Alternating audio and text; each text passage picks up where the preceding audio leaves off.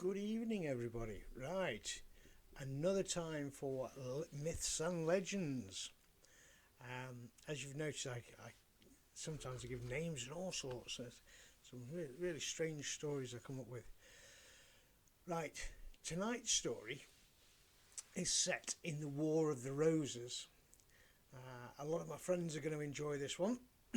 So, this story is about the nephew of the Earl of Warwick, who was captured at Chertsey in Surrey. So we've got still on the bottom of the United Kingdom, Great Britain at the moment. So this is Surrey this time. Moved along a little bit.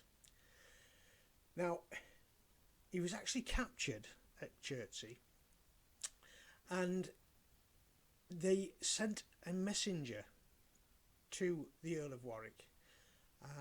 Or rather, the Earl of Warwick found out and sent a messenger to the king to ask for a pardon. Now, this was quite a common thing. You wouldn't normally kill your royals off, and the Earl of Warwick was one of the most powerful men in the country at that time. So it was going to be granted. They would have done a prisoner swap or whatever.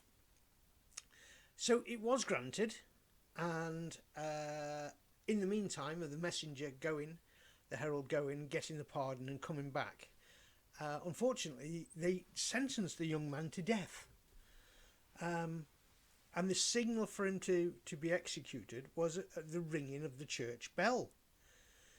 So the rider, the messenger, the herald, whichever one you want to call, he rode all the way through the night to actually get back to actually save the young man. Unfortunately, he was still about a mile away when the time came for execution. So the vicar was informed to ring the bell so the young gentleman would be executed.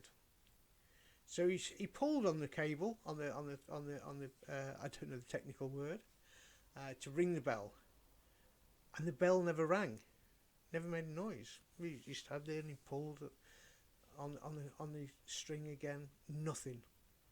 It's a rope. And he was trying to ring the bell for a considerable time. No noise came from the bell. In the meantime, this allowed the messenger to actually get back in time to the young gentleman's captors and present the pardon. So the young man was saved from a quite gruesome death. But it still didn't explain what was going on with the bell. So, now, what really was going on with Bell was something totally shocking. The young man was in love with a young lady. Strange love crops all over. Her name was Blanche Heriot. And what she'd done, she knew about the sentence. And to save her lover, she'd climbed up the bell tower, climbed into the bell itself, and held on to the middle of the bell. So when the pastor was trying to ring the bell, it was actually her getting shook around from left to right. So the bell didn't sound, so she could save her lover. And that in itself was taken up by the Americans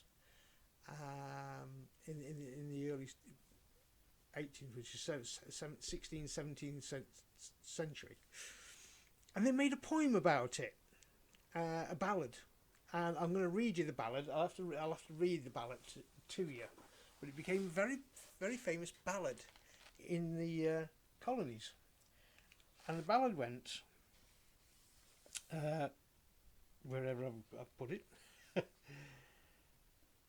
As you swing to the left, as you swing to the right, remember the curfew, you must never ring tonight. So hang on to the bell, Nelly, hang on to the bell. There was only one chorus of it, and that was it.